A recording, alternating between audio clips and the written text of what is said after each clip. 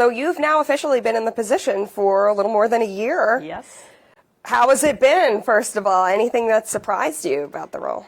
I mean, you know, it's been a good year in Raleigh.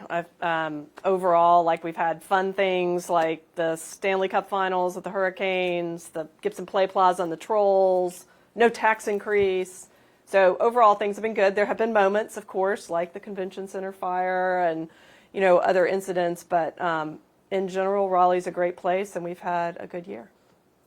And good segue to the Convention Center fire. I know that got a lot of attention, not just from those in Raleigh, but also from all across the state. Mm-hmm. Do you have a timeline on the repairs and when people can be welcomed back?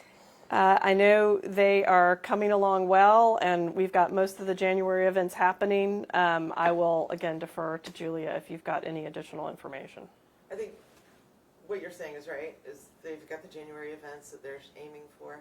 And then I told Martha, the week of January 8th is when they're hoping to get the crane in and get the chiller off the top of the building. And then the Red Hat, the rink is being dismantled. Right, so they've got the mobile kitchen. Yep. Okay. I know that's if you need, do you want some sort of clip of any of that, or is that just all sort of background? Yeah, send it our way. That's great. And so, in general, the economic impact of the events that had to be canceled and postponed from the convention center, are you aware of that and just what that did to Raleigh business? You know, I think because we've gone through the holidays, all the other holiday things, my sense is that downtown's been good. I'm sure there will be some minor impacts from some of the canceled events, but it'll be fairly, you know, insignificant in the grand scheme. And City of Raleigh just gave a reminder that the noise ordinance goes into effect January 1st.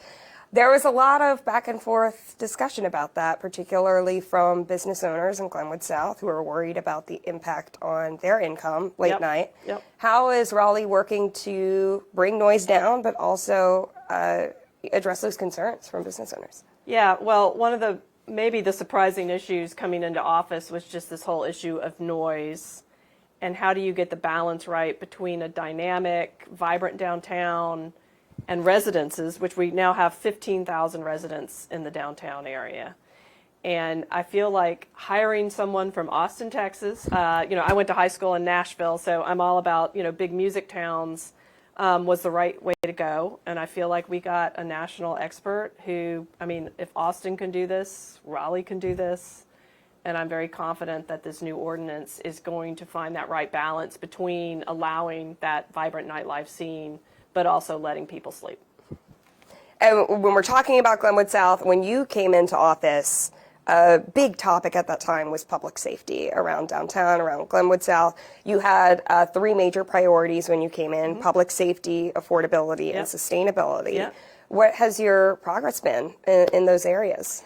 Well, you know, another success of this year was getting Rico Boyce as our new police chief. I think he has hit the ground running, and I love his direction, which is all about building social connection in the community, and he's done that in many ways. But, you know, on Glenwood South, we've seen our violent crime flat, and our property crime is down 17%. I just got those numbers from him yesterday, and obviously would like to do better, you know, on the violent crime. Any violent crime is too much, but I think you know, on Glenwood South we have had a few issues that were disturbing, but I feel like we have a lot of focus on that area. I think this noise ordinance is going to be a positive influence, and I think Chief Boyce has got all the right people, you know, on the jobs. It is tough in a world where there's a lot of guns out on the streets. They've done a lot to recover illegal weapons, including in Glenwood South, but, you know, all across the city. And I think gun violence is going to continue to be a core area of focus in Raleigh, both with the police chief, the city manager, I know, is acutely focused on this as well, and certainly council.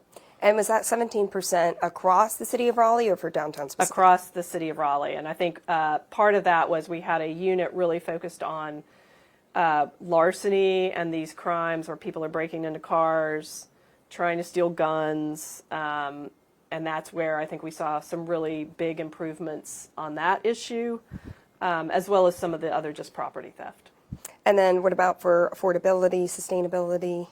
Yeah, that, is an ongoing challenge. I think we've done a lot this year on affordable housing. I've gone to a lot of groundbreakings and ribbon cuttings, and we've done some innovative projects, like we have a tiny home village being built for veterans that is new. We did a Raleigh area land trust where the land trust keeps the value of the land, and then that way people are paying for their house, not the land, keeps it more affordable.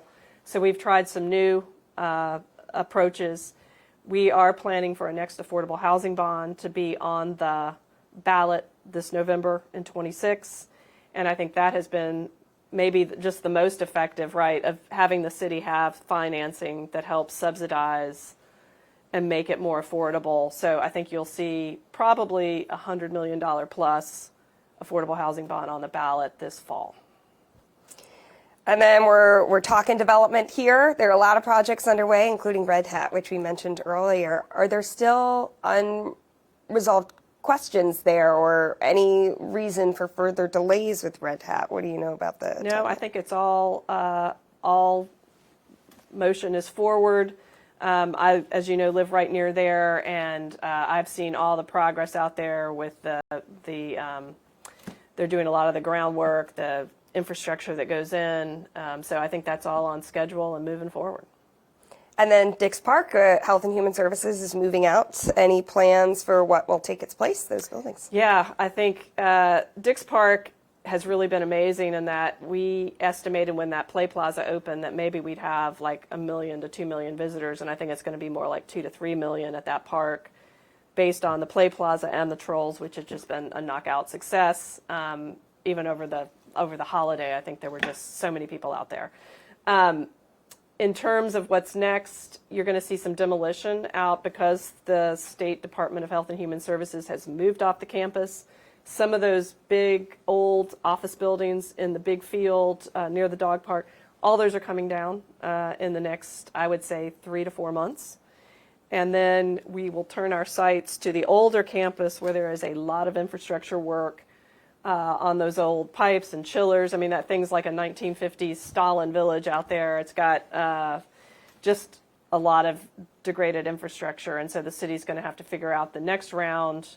But then I think the positive will be there's a lot of community interest from arts groups and others to renovate some of those old buildings and have them just add even more to an area that's already super popular. And I have to tell you, we were out there for the Gibson Play Plaza, and it is bringing in a lot of people. We've seen that. So, yeah, pretty cool. And I think you're going to see more food and beverage, right, with the Flower Cottage becoming a cafe, kind of beer garden, and then you're watching all the sort of restaurants open across the street. So, all good news. And then what about plans to bring MLB to Raleigh? Any updates there? What are your thoughts on that? Well, we've been working just locally, lots of conversations. I know the Chamber just hosted some of the MLB advocates around building up the local muscle and resources to be able to field a team and be competitive in the national landscape. We all know there's maybe a window as they expand the league in the next 2 to 3 years to be one of the cities that is. So working with all the parties. And in the meantime, we've also got women's soccer, Carolina Courage. We need to improve their field. And I think that is part of a building block to showing that we can actually attract a Major League Baseball team is doing right by Carolina Courage. And we have a reporter who wants to get your thoughts in a different area now. This is as it relates to Holly Hill Hospital. Okay. So we've covered some incidents there. We've covered a few patients eloping from the juvenile facility several times. And then today, WRAL Investigates is doing a story about a patient escaping from the adult facility there. Does the city of Raleigh have a role to play in making this hospital safer, in preventing some of these elopements? And what are your plans there? Well, I will say mental health is definitely a focus area, right, of City Council, because we know that is critical to public safety overall and just serving the residents here in Raleigh. I have made inquiries about Holly Hill several times to the city manager after some of your stories, and we do not have any direct contractual relationships with them. So I think at one point there was a story that maybe the police were working directly, but I think it's more just working with Wake County and the state, right, to make sure there are enough beds in Wake County and that the services offered to people who do suffer from mental illness in Wake County are meeting all the standards and criteria. And as these incidents, are they being investigated and remedied if there are situations where somebody is allowed to or somehow gets out of the facility. And then another topic, this is a situation that's been ongoing that we've been covering as it relates to a leader for a big Raleigh nonprofit. Jennifer Martin, the executive director of Shop Local Raleigh, recently is at the center of some social media discourse about a comment she made on her personal page. Greater Raleigh Merchants Association is now looking into this. Do you have thoughts on the situation and how it reflects on Raleigh? Yeah, I mean, the whole diversity, equity, and inclusion, which has obviously been a controversial topic in our state. And in fact, the legislature, right, sort of insisting that under their new rules, under President Trump's rules, that DEI initiatives are not to be specifically pursued. And, the city is complying with that. I would say all the nonprofits, though, we still do believe in, right, serving all the small businesses in our community. And I think you see a lot of diversity in the small businesses, particularly in downtown. And, just smaller businesses tend to be highly representative. And so it is important that we respect and serve all people who are running businesses in the city. So it was concerning to see the remarks that from a GLBTQ perspective, aren't as maybe inclusive as they, or just aren't as inclusive as they need to be. Do you have concerns about what this means for small businesses who've said that they're going to withdraw membership from Shop Local Raleigh or participate in Boogaloo? Obviously I just saw this story last night myself, so I definitely want to touch base with the new GLBTQ Center downtown, which we just did the ribbon cutting there, which I think was a really positive to get them back into the downtown framework. Talk to Downtown Raleigh, Alliance, and just understand the impacts of this, sort of what they're hearing, how we can support small businesses that may have concerns to let them know. And I think that Shop Local has already said this is not their perspective. It is not the City of Raleigh's perspective. And we need to work with the small businesses who may have concerns that this is not the values. And now I want to move on to questions about your neighbor, the town of Cary. This is an area where there's a lot of moving in and out of different municipalities. And recently we've been doing a lot of coverage about the town of Cary and their now former town manager who was at the center of some financial concerns there. It raised a lot of questions about what policies were in place, systems in place. Does the City of Raleigh have systems in place to prevent this from happening? And did you retroactively put in policies or systems to prevent this from happening? Yeah, well, as you can imagine, as a former state treasurer, and I've been on a lot of audit committees, I was following all of this, and we've definitely had some internal conversations over the holidays, and I'm sure as council comes back in January, we'll be having more.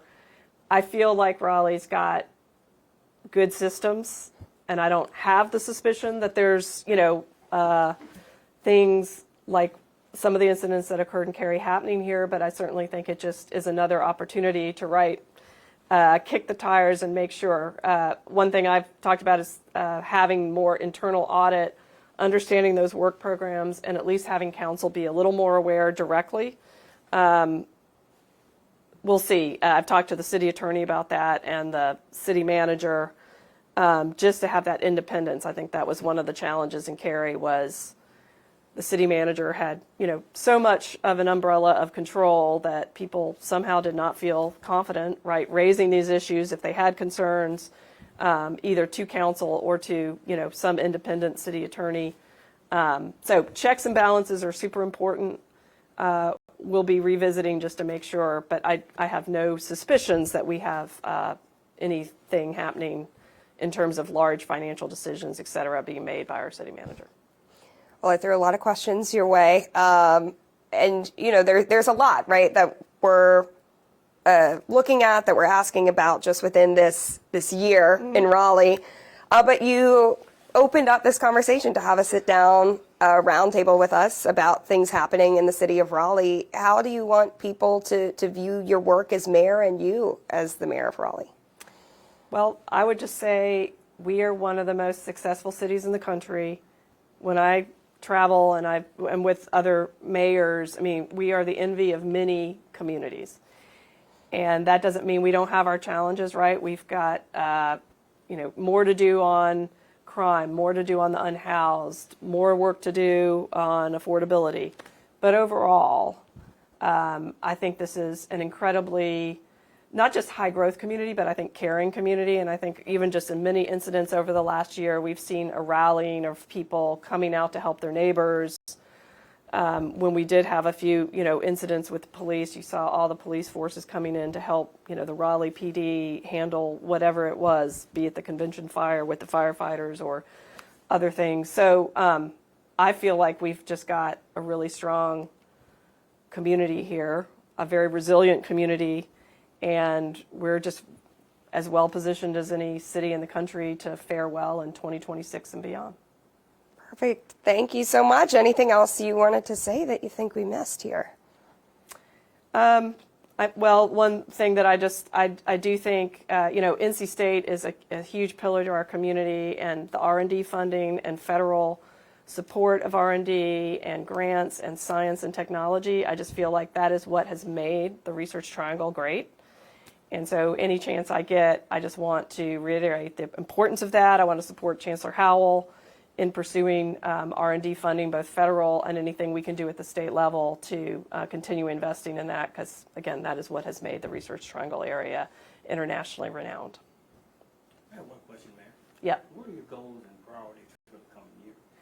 Well, goals and priorities for 2026 are very similar to the goals and priorities of last year. It's just continuing to work on affordability, making sure we have enough housing units coming online, and are doing affordable housing bonds so we can help subsidize additional units. Public safety, trying to make sure that we reduce violent crime and continue to make progress on the property crime, which was down 17%. And then in terms of environmental sustainability, continuing to invest in our green infrastructure, stormwater, so that we are resilient to floods. We were fortunate in 2025 that we did not have some of the serious incidents we saw west of us over in Chapel Hill and Mebane, but we've got a great stormwater team, and I think we're doing sort of nationally, you know, innovative work on leaning into plants and stream restoration so that we have a resilient city.